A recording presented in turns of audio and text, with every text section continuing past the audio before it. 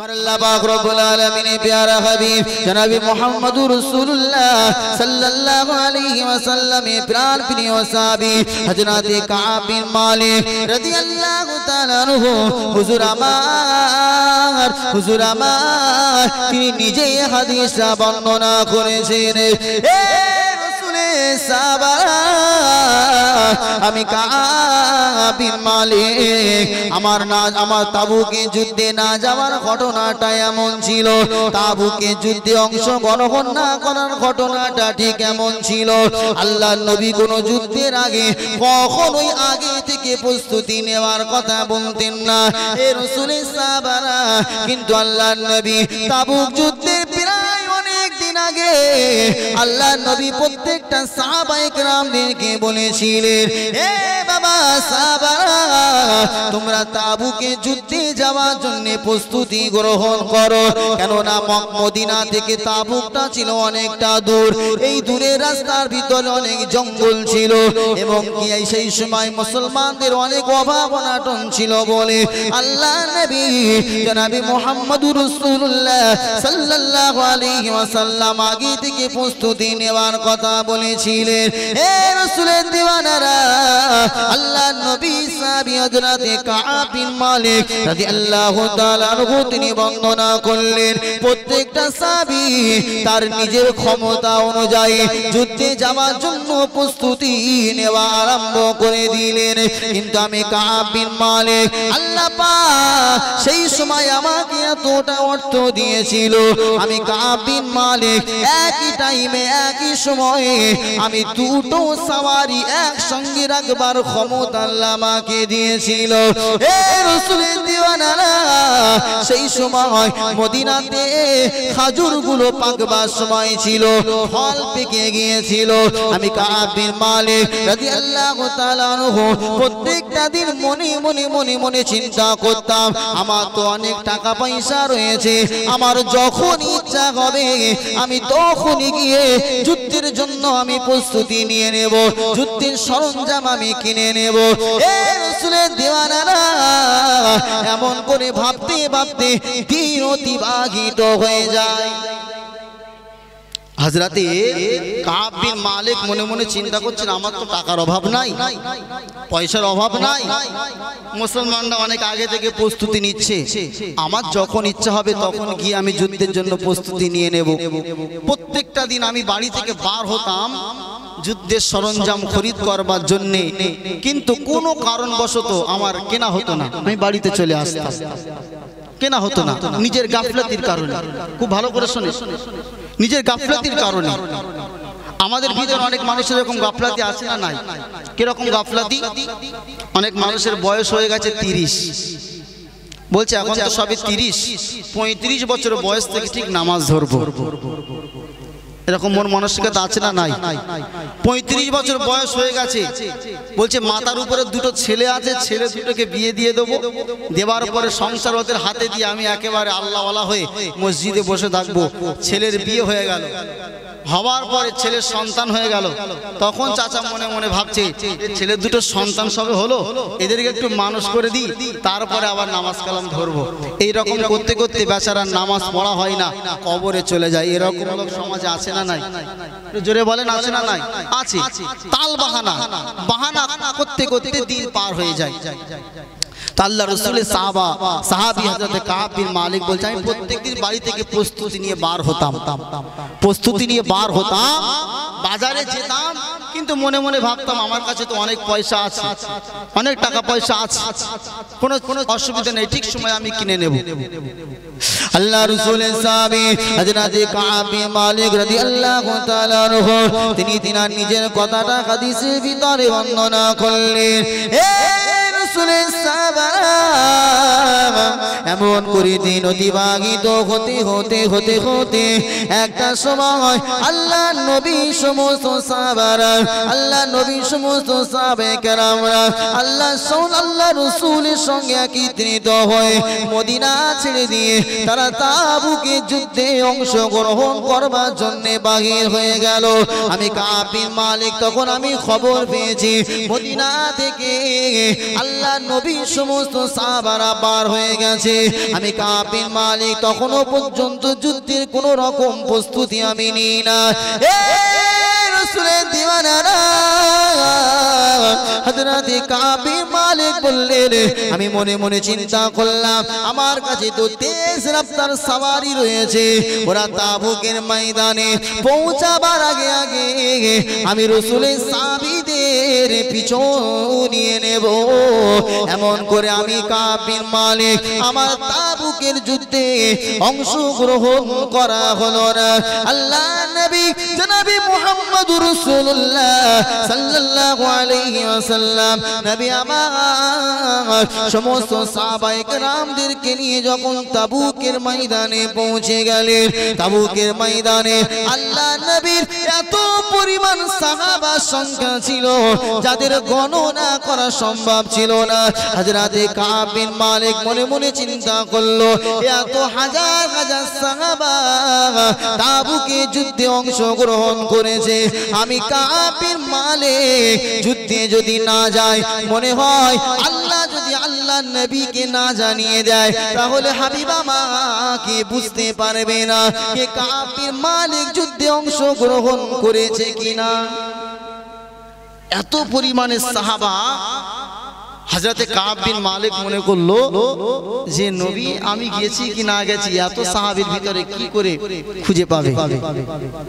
কিন্তু একটা কথা আছে, যেখানে বাঘের ভয় কথা বলেন সেখানেই সন্ধ্যা হয় বা রাত হয়।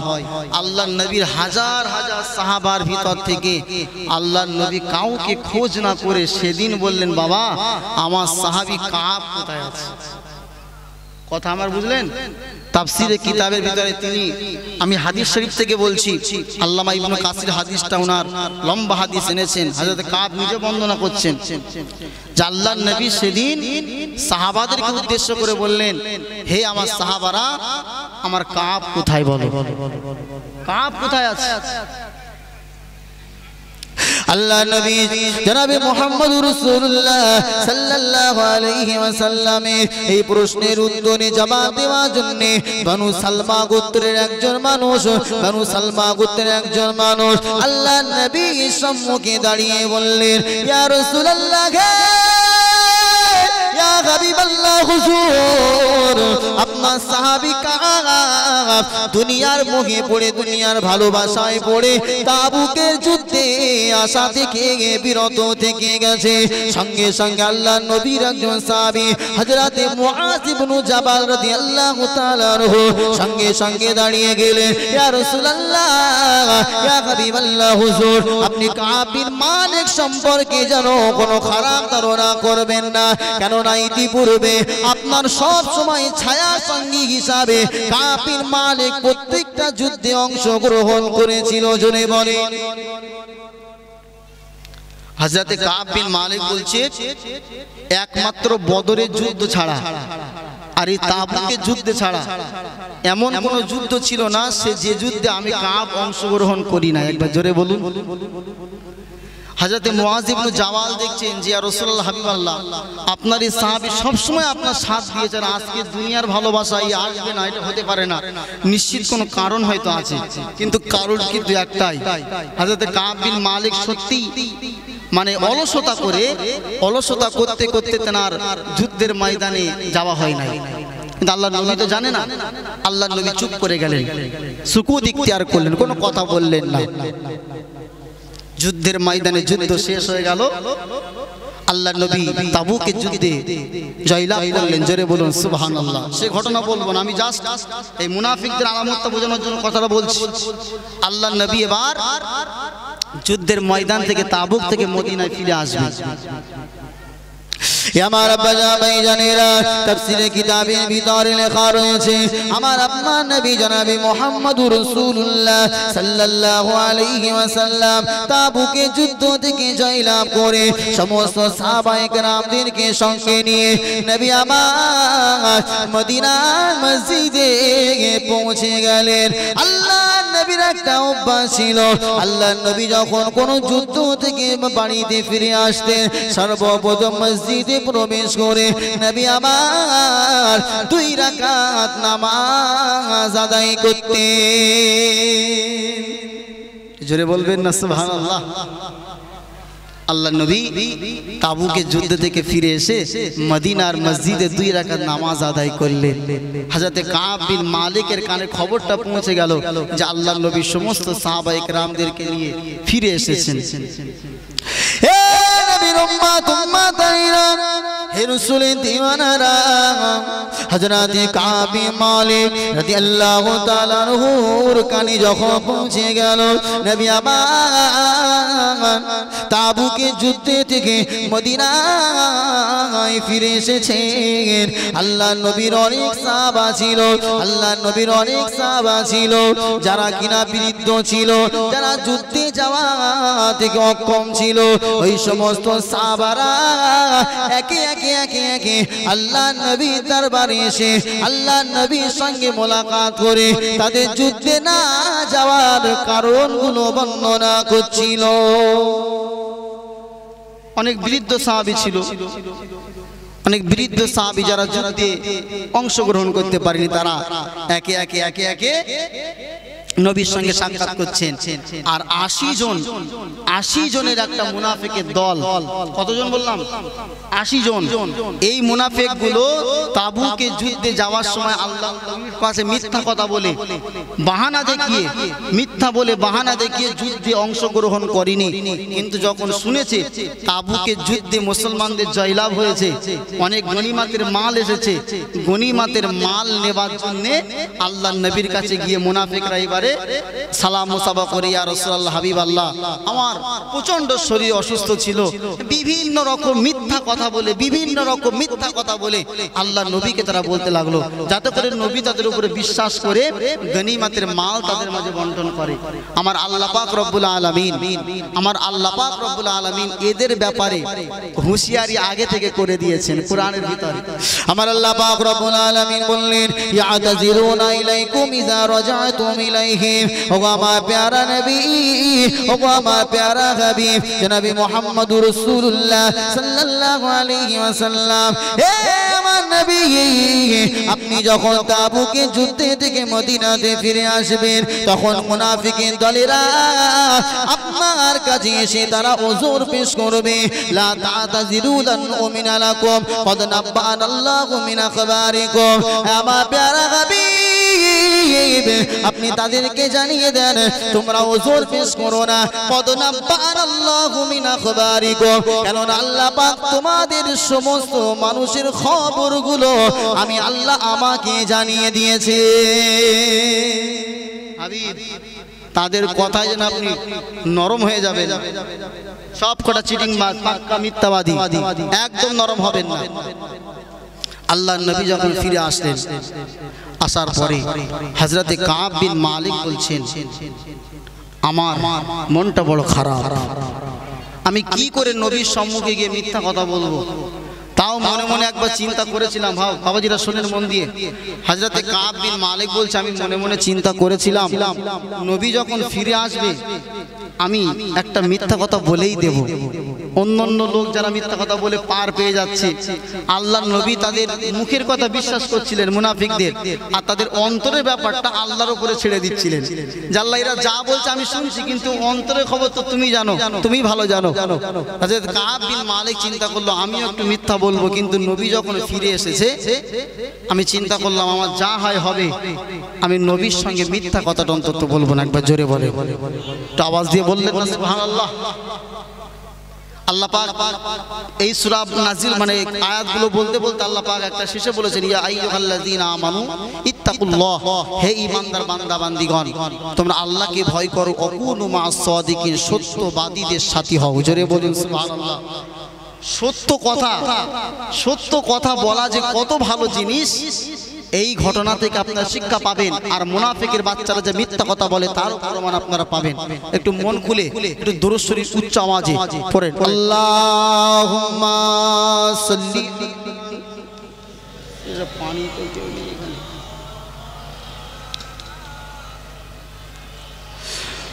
وعلى آل سيدنا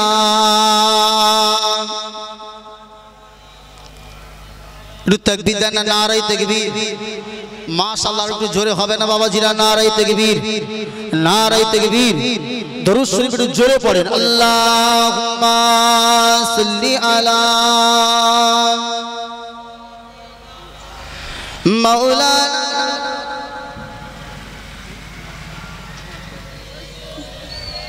मौलाना मोहम्मद मुझको पिला दे इश्क का जाम तू आका और मैं हूँ गुलाम मुझको पिला दे इश्क का जाम तू आका और मैं हूँ गुलाम तू आका और मैं हूँ गुलाम रब के दुलारे तुम ही तो हो सबके सहारे तुम ही तो हो रब के दुलारे तुम ही तो हो सबके सहारे तुम ही तो हो आए नबी जितने दुनिया में सबसे प्यारे तुम ही तो हो सबसे प्यारे तुम ही तो हो भेजे खुदा ने तुझको सलाम तू आका और मैं हूँ गुलाम একটু জোরে বলবেন না সুবহানাল্লাহ একটু आवाज দিয়ে হবে না সুবহানাল্লাহ तू आका और मैं हूँ गुलाम मुझको पिला दे इश्क का जाम तू आका और मैं हूँ गुलाम डूबा सूरज वापस पलटे और शजर आ जाए चल के डूबा सूरज वापस पलटे और शजर आ जाए चल के तुम जो चाहो ओ हो जाए पल में क्या से क्या हो जाए पल में क्या से क्या हो जाए अल्लाह ही जाने तेरा मकाम तू आका और मैं हूँ गुलाम मुझको पिला दे इश्क का जाम तू आका और मैं हूँ गुलाम अल्लाहुम्मा सल्ली अला सय्यिदिना وعلى آل سيدنا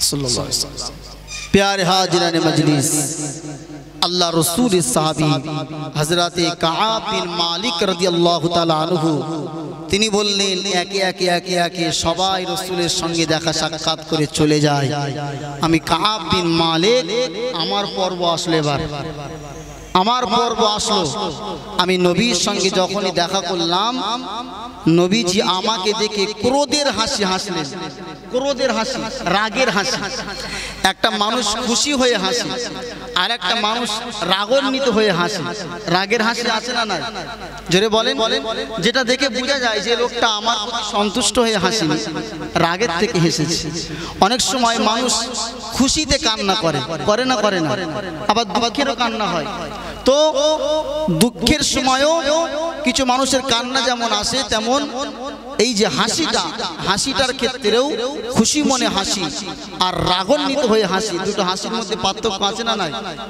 হযরত কাব বিন মালিক স্পষ্ট বুঝতে পারলেন যে আমি যুদ্ধের ময়দানে যাই নাই নবীজি আমাকে খোঁজ করেছিলেন আমাকে পাইনি আল্লাহর নবী আমাকে যেটা দেখে হাসলো এটা ক্রোধের হাসি আল্লাহ নবী সাহাবী হযরত কাব বিন মালিক রাদিয়াল্লাহু তাআলা আনহু তিনি বর্ণনা করলেন এ রাসূলের সাহাবারা আমার পর্ব যখন এসে গেল আমি আল্লাহর নবীর সঙ্গে যখন মোলাকাত করলাম আল্লাহর নবীর সঙ্গে যখন সাক্ষাৎ করলাম আল্লাহর নবী আমাকে দেখে একটা ক্রোধের হাসি দিয়ে বললেন এ বাবা কাব যুদ্ধের ময়দানে কেন হাজির হলে না বাবা?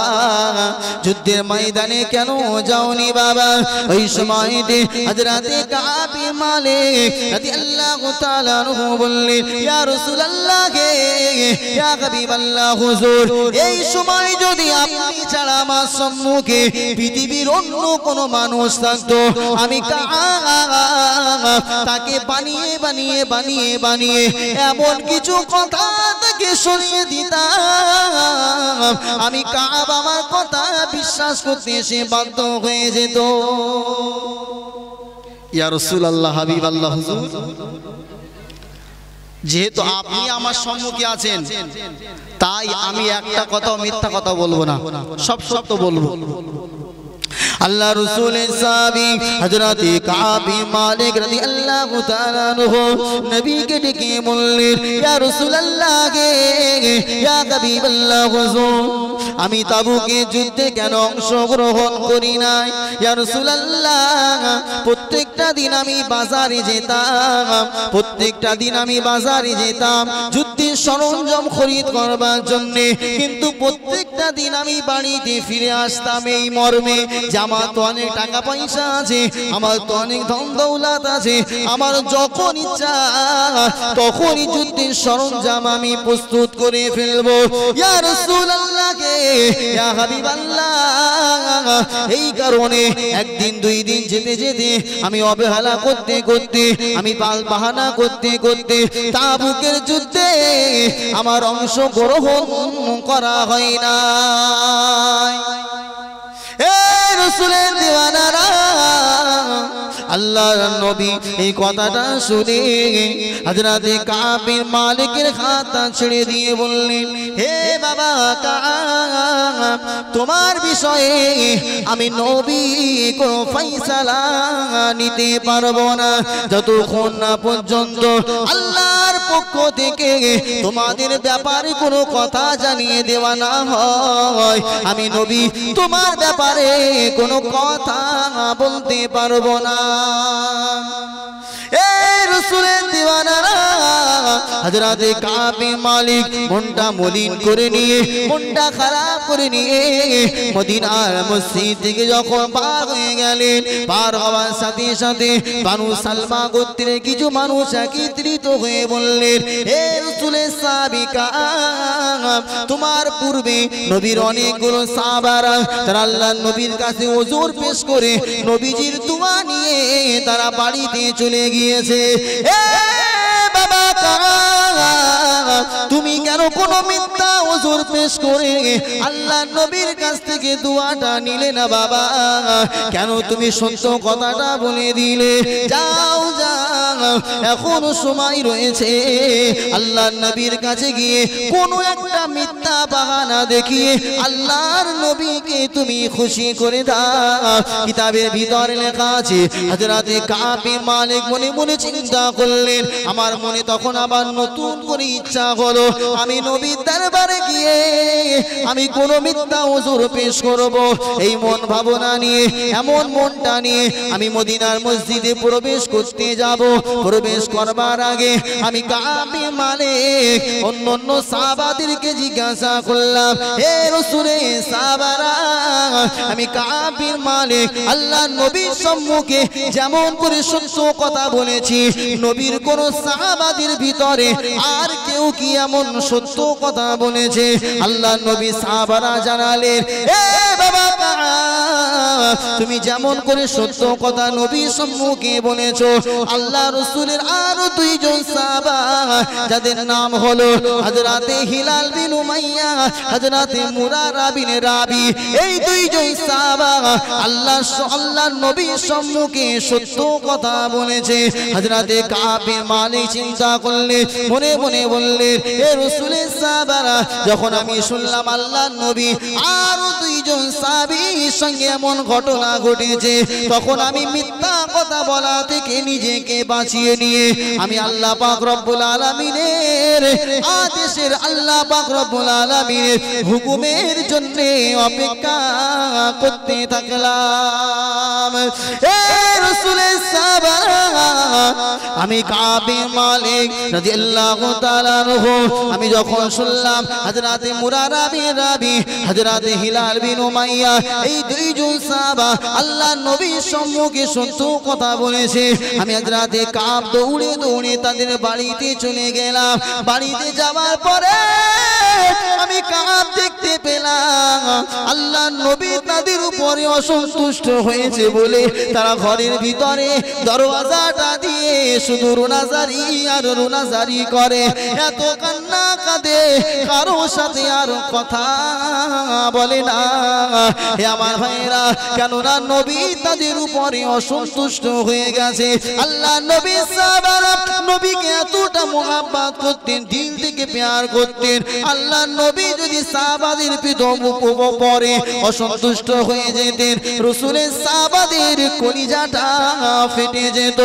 এ রাসূলের দিওয়ানারা হযরত কাব বিন মালিক রাদিয়াল্লাহু তাআলা আনহু বললেন, হযরত মুরারা বিন রাবি, হযরত হিলাল বিন উমাইয়া রাদিয়াল্লাহু তাআলা আনহুমা এই দুইজন সাহাবা ঘর থেকে আর বাহির হয় না।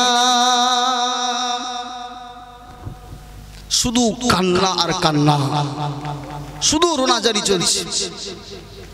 হযরতে কাব বিন মালিক রাদিয়াল্লাহু তাআলা আনহু বললেন,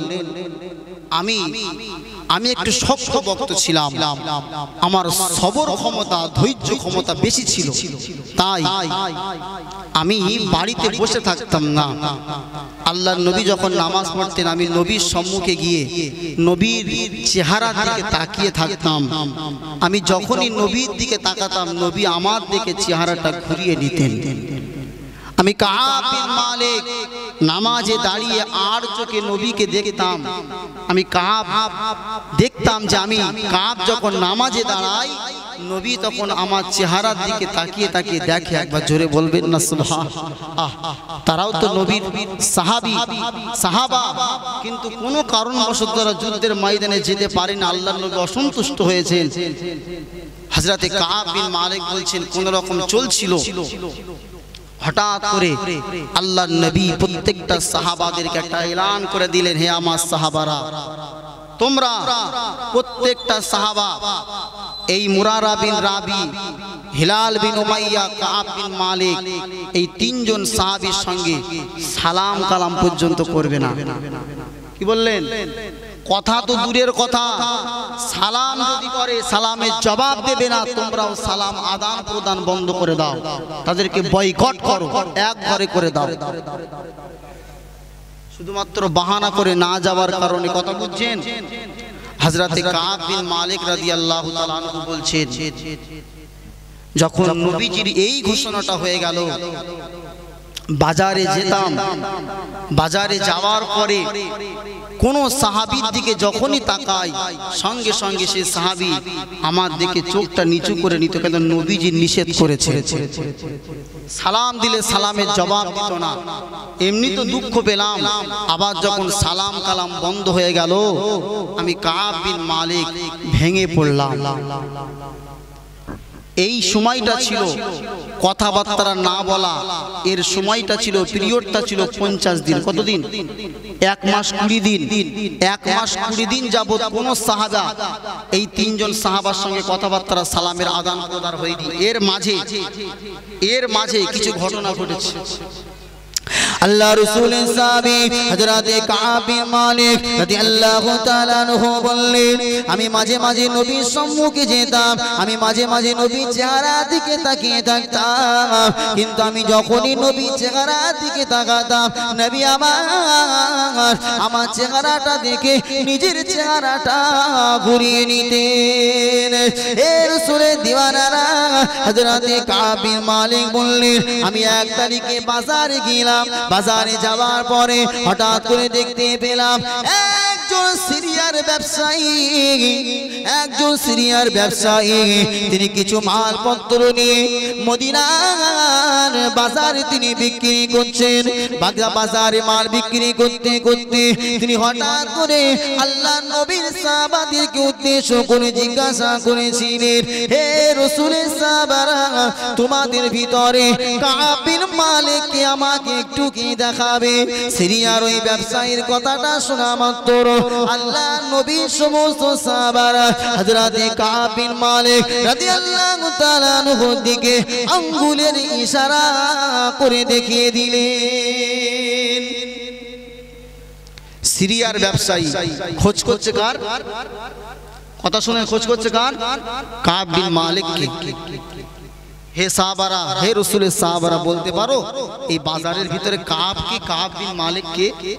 আল্লাহ নবী সাহাবারা তার কথা শোনা মাত্র যেন ঘৃণা, নবী নিষেধ করেছে, আঙুল দিয়ে দেখেছেন, ওই যে হে রাসূলের দিওয়ানা হযরতে কাব বিন মালিক রাদিয়াল্লাহু তাআলা আনহু বললেন, ওই সিরিয়ার ব্যবসায়ীটা আমাকে এক পাশে ডেকে নিয়ে আমার হাতে একটা পত্র তুলে দিলেন, একটা চিঠি তুলে দিলেন। আমি ওই পত্রখানা যখনই খুললাম, পত্রের ভিতরে আমি লেখা দেখতে পেলাম, গাসসানের বাদশা আমি কাব বিন মালিক আমার উদ্দেশ্য করে পত্র লিখেছে। হে মদিনার কাব, আমরা খবর পেয়েছি তোমার নবী মুহাম্মদ তোমাকে নাকি বয়কট করেছে। হে কাব, তুমি তো সাধারণ কোনো মানুষ না। এ কাব, তোমার তো যথেষ্ট সম্মান রয়েছে, যথেষ্ট ইজ্জত রয়েছে। মুহাম্মদ তোমাকে দল থেকে বার করে দিয়েছে, মন খারাপ করো না বাবা কাব। আমি গাসসানের বাদশা তোমার জন্য পত্র লিখলাম, এখনই আমার দরবারে চলে আসো, তোমাকে রাজ্যের একটা বিশাল পদে আমরা স্থান দিয়ে দেব। গাসসানের বাদশা এমনি তো নবীজি সাহাবীর মন খারাপ। হযরতে কাব বিন মালিক মনে মনে চিন্তা করলো, এক নতুন ফিতনা, নবীজি আমাকে বয়কট করেছে, ওই বেঈমান মনে করছে হযরতে কাবকে লোভ দেখিয়ে কিনে নেব। কাব, তোমাকে মুহাম্মদ সম্মান দিইনি, তোমার তো যথেষ্ট সম্মান আছে, এমন কথা লিখেছে যাতে করে নবীর প্রতি তার ঘৃণা তৈরি হয়, সে গাসসানের বাদশার কাছে চলে যায়।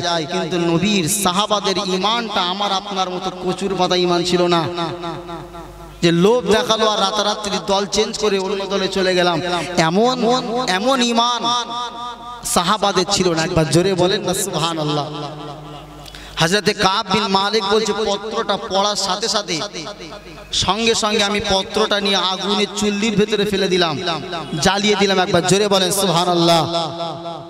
ফেলে দিয়ে সাহাবা প্রমাণ করে দিল, तमाम পৃথিবীর ধন দৌলত, টাকা পয়সা, গাড়ি বাড়ি, तमाम পৃথিবীর সম্মান যদি একদিকে করে দিয়ে আমি কাব বিন মালিক আমাকে কিনতে চাও, আমি কাব বিন মালিক রাসূলের মোহাম্মত, রাসূলের ইশক, রাসূলের প্রতি ঈমান নিয়ে তোমাদেরকে জানিয়ে দিলাম, तमाम পৃথিবীর ধন দৌলত একদিকে করে দিলে আমি কাব বিন মালিক রাসূল থেকে এক সেকেন্ডের জন্য আলাদা করা যাবে না। একবার চিল্লে বলুন সুবহানাল্লাহ। তো জোরে হবে না সুবহানাল্লাহ?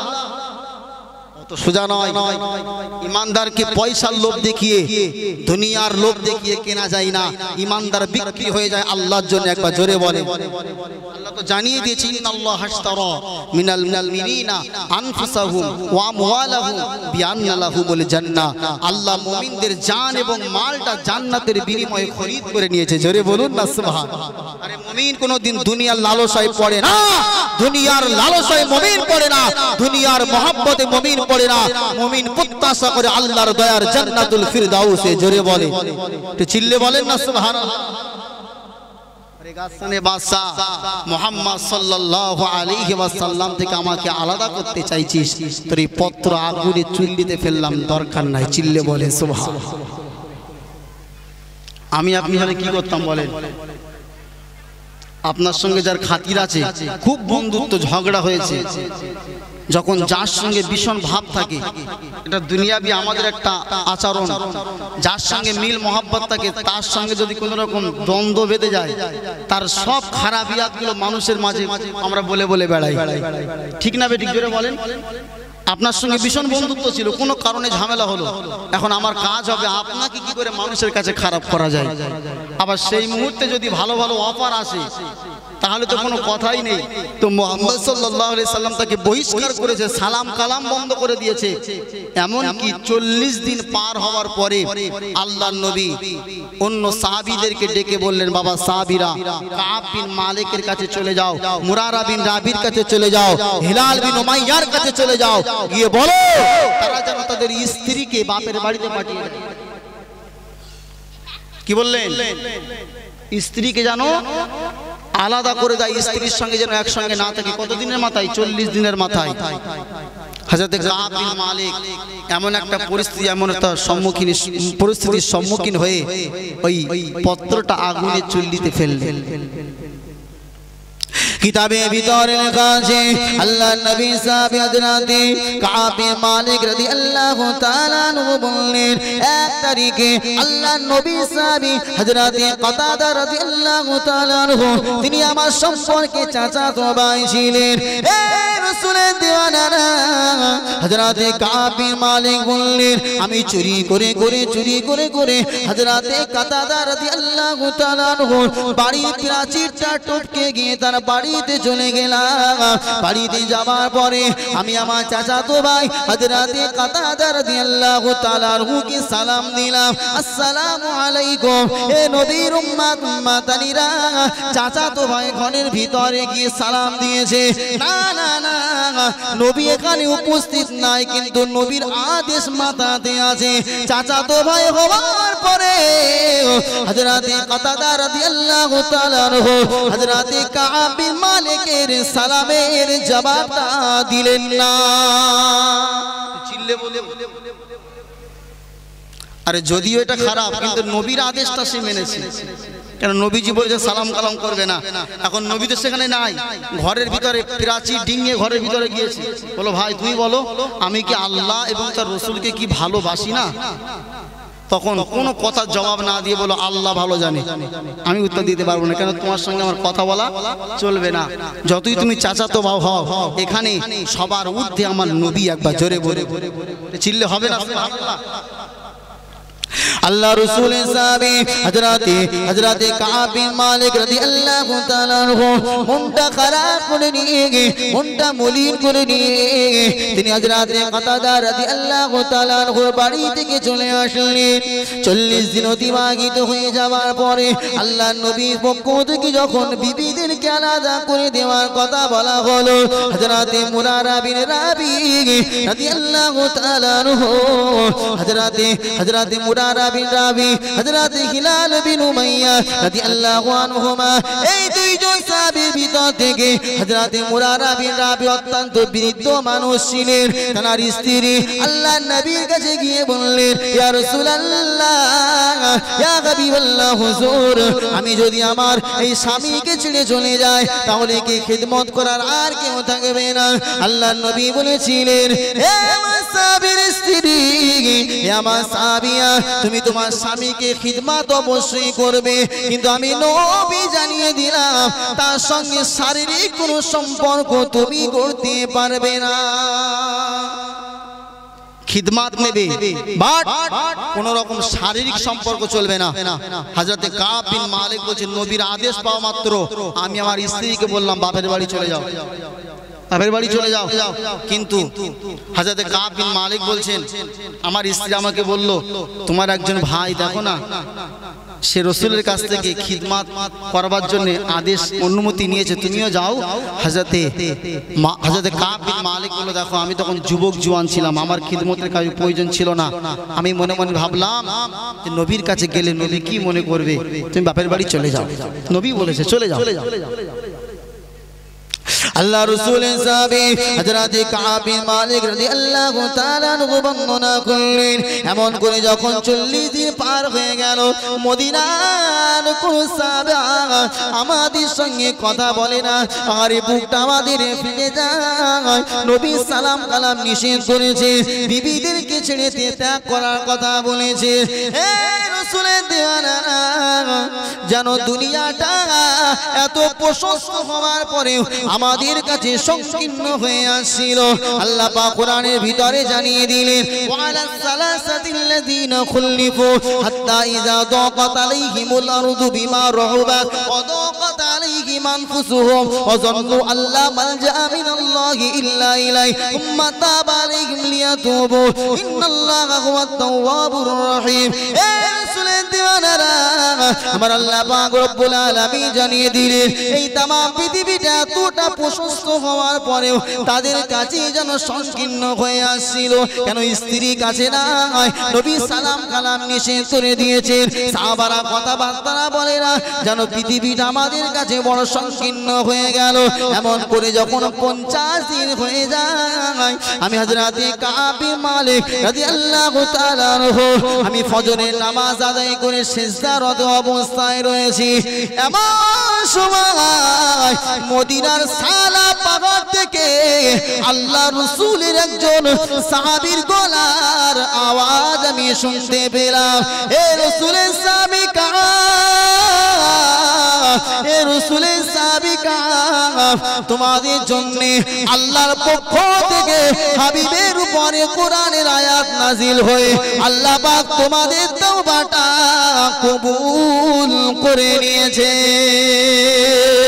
আর জোরে বলুন সুবহানাল্লাহ হে রাসূলের দিয়ানারা হযরতে কাব বিন মালিক বললেন সালা পাহাড় থেকে যখন আমার কানে আওয়াজটা পৌঁছে গেল আমার অন্তরটা আনন্দে ভরে গেল আমি নামাজটা শেষ করে আবার আল্লাহর জন্য সাজদায় রত হয়ে গেলাম আল্লাহ রাসূলের অন্য সাহাবীরা ঘোড়ার পিঠে সওয়ার হয়ে সবাই খুশির সংবাদ আনছে কেন 50 দিন তাদের সাথে কথাবার্তা নাই 50 দিন পরে আল্লাহ তাদের প্রতি খুশি হয়ে কোরআনের আয়াত নাজিল করেছেন এটা আনন্দের বিষয় না দুঃখের বিষয় একটু জোরে বলেন হযরতে কাব বিন মালিক রাদিয়াল্লাহু তাআলা আনহু বললেন আমার কাছে অনেক রাসূলের সাহাবীরা ঘোড়ার পিঠে উপরে সওয়ার হয়ে আমার কাছে খবর আনলো আল্লাহ রাসূলের কথা আমাকে জানালো কিন্তু না না না সর্বপ্রথম আমি সালা পাহাড় থেকে যে আওয়াজটা শুনেছিলাম ওই আওয়াজটা সর্বপ্রথম আমার কানে পৌঁছাবার কারণে আমি কাব বিন মালিক বুঝে ফেলেছিলাম যে আল্লাহ হয়তো আমাদের তওবাটুকু কবুল করে নিয়েছেন এই রাসূলের দিয়ানারা হযরতে কাব বিন মালিক বললেন আমার কাছে যখন রাসূলের সাহাবী খবরটা আনলেন আমার পরনে এমন একটা কাপড় ছিল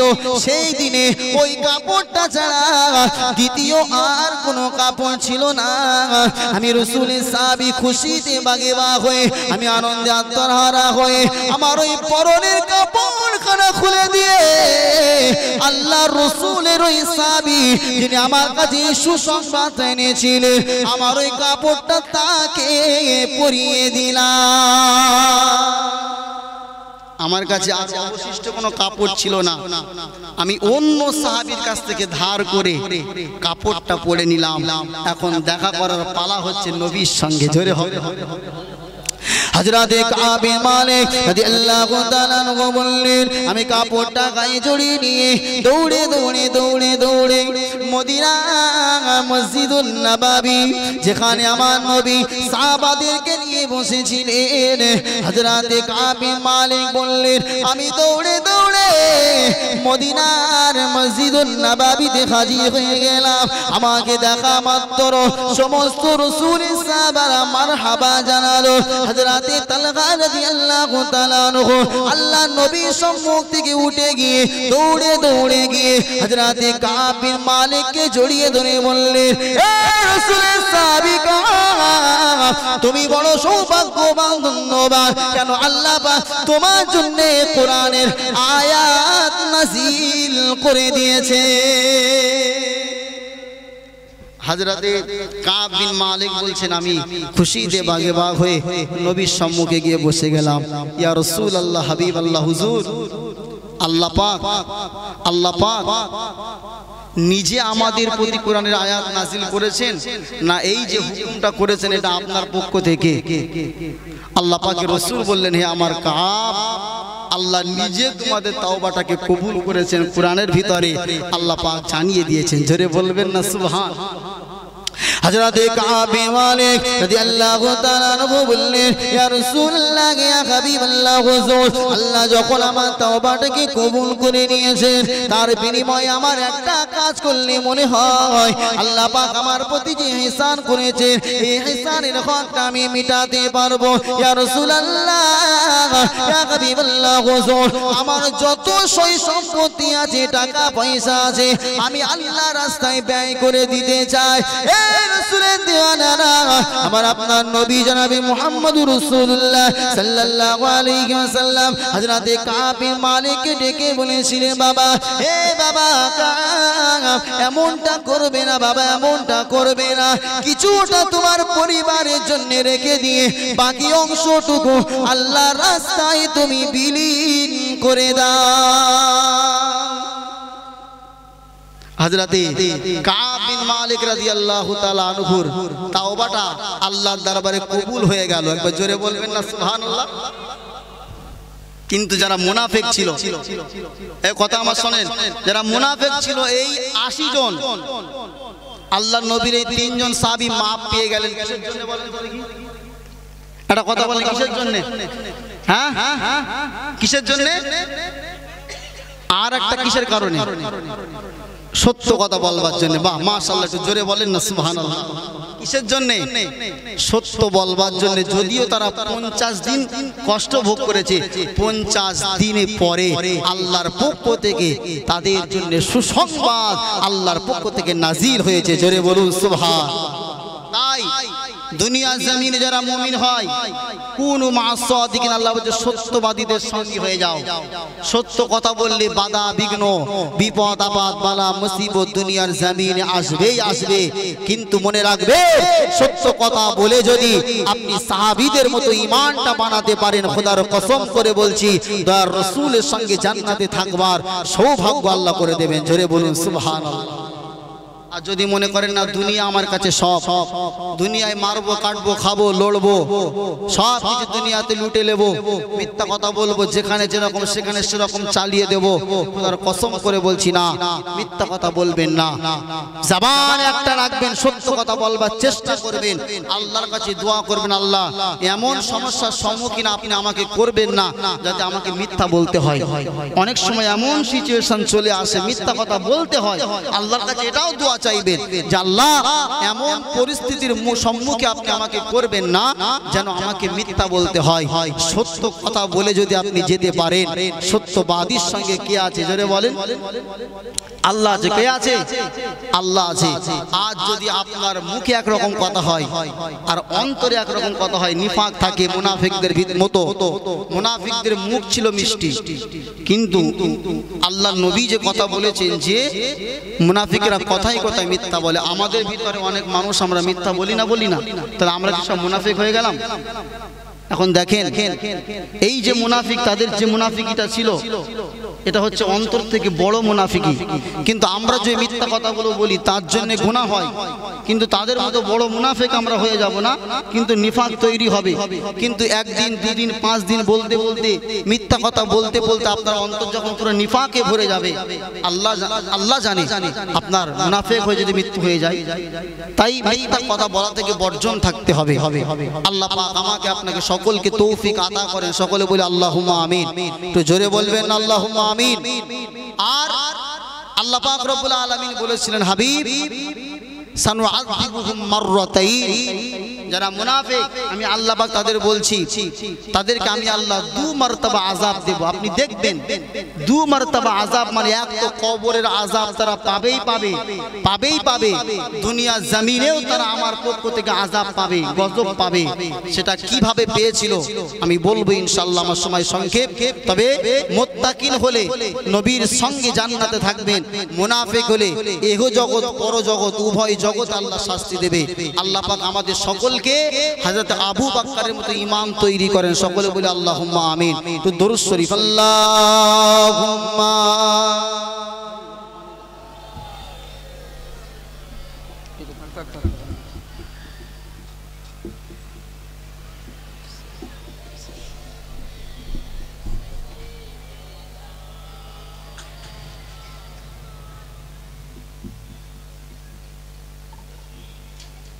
বাবাজিরা একটু প্রাণ খুলে পড়েন না দরুদ শরীফ শেষের বেলা, আর বেশি সময় কষ্ট দেব না, 15 মিনিট সময় আছে, একটু প্রাণটা খুলে পড়েন ভক্তি ভরা ভালোবাসা নিয়ে। আল্লাহুম্মা সাল্লি আলা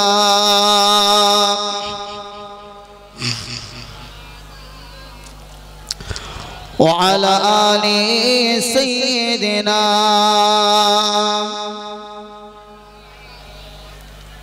প্রথমে যখন 10-12 জন বসেছিল তখন এর চেয়ে বেশি আওয়াজ হচ্ছিল। এখন পিছনের লোক মনে করছে সামনে রয়েছে তো ওরাই চালিয়ে দেবে, আমরা আর অত জোরে বলে লাভ নেই। আজিজুর রহমান হুজুর আসছে তার জন্য এখন গলা একটু ধার দিয়ে রেখে দিই, তখন জোরে জোরে বলবো। আসলে এটা নয়, যারা আমার সময় বলছে না হুজুর আসলেও তারা বলবে না, বলালো আলাদা কথা, ঠিক না বেটি? জোরে বলে কথা বলছেন না কেন? সামনের লোক বলছে বলুক, আমরা ফাঁকি দেব। তাই মজলিসটাকে শেষের বেলায় একেবারে একটু জোরে ঝেড়ে তাকবীর দিতে হবে। কারা কারা দেবেন না হাত তোলেন দেখি। দেখেছেন তো? ওই জন্য রাত 12টার পরে ওয়াজ করতে গেলে খুব ভেবে চিন্তে কথা বলতে হয়। এখন মানুষ সব ঘুমের ঘরে রয়েছে। এখন আমি বললাম কারা কারা দেবেন না হাত তোলেন। আসলে সবাই চেয়েছিল আমি দেবো, আবেগে হাত উঠে গেছে। আবেগ দিয়ে চললে হবে না মুসলমান, কি দিয়ে চলতে হবে বলেন? বিবেক দিয়ে চলতে হবে। নদীর স্রোতে গা ভাসিয়ে দিলে হবে না, চিন্তা করতে হবে যে কাজটা করছি সঠিক হচ্ছে কিনা। আচ্ছা এবারে বলুন কারা কারা তাকবীর দেবেন, দুটো হাত তোলেন দেখি। আরে ঘুমটা ভাঙবে, দুটো হাত তোলেন। পেন্সিল ব্যাটা হাত লাগাবেন না, হাত তোলেন, কষ্ট দেবে একটু। পেন্সিল ব্যাটার আওয়াজ যেন না হয়। তাও ভাই শেষে হ্যাঁ তাহলে জোরে দিলে খিদে বাড়বে, ভালো করে খেতে পারবেন। একদম এক্সাইট ব্যাটারির মতন আওয়াজ হবে। বাইরে যারা আছে তারা মনে করে কি আমার শুরু হয়ে গেল, প্যান্ডেলের জন্য সামিয়ানা ছিঁড়ে যায়। তোরে তাকবীর আর নারাই তাকবীর, কি আওয়াজ হলো! আমি বললাম যেন পেন্সিল হাত নামান, পেন্সিল ব্যাটারির জন্য আওয়াজ না হয়। আচ্ছা এখানে কার কার বিয়ে হয়েছে হাত তোলেন, জলদি হাত তোলেন, টাইম নাই। বিবাহ হয়েছে, লজ্জায় কি আছে? বিয়ে করলে কি লজ্জা নাকি? সুন্নত কাজ করেছি, আবার হাত আটটা করার ইচ্ছা আছে নাকি? বাড়িতে গেলে কিন্তু খবর আছে। বিবাহ হয়েছে আমার বিবাহিত বাবুর, আমার মুরব্বীরা, দুঃখ নেবেন না, একটু কথা বলতে গেলে মাঝে মাঝে এরকম করতে হয়। আচ্ছা বিবাহিতরা হাত তুলে তাকবীর দেন তো দেখি। বিবাহিতরা হাত তোলেন, উঁচু করে তাকবীর দেন, নারাই তাকবীর, হাত লাগান দেখি। এবার অবিবাহিতদের আওয়াজ কেমন? হাত তোলা ভাই। কারা কারা বিয়ে করেনি? ওই 4-5টে, ওই কটা সব বিবাহিত আলহামদুলিল্লাহ। একটু জোরে তাকবীর দাও দেখি, নারাই তাকবীর। ও বাবা, এদের চেয়ে বেশি আওয়াজ। আচ্ছা সকলে বাপ বেটা মিলে একটু জোরে বলেন নারাই তাকবীর। মাশাআল্লাহ, আরো জোরে হবে না? নারাই তাকবীর, নারাই তাকবীর। দরুদ শরীফ আল্লাহুম্মা সাল্লি আলা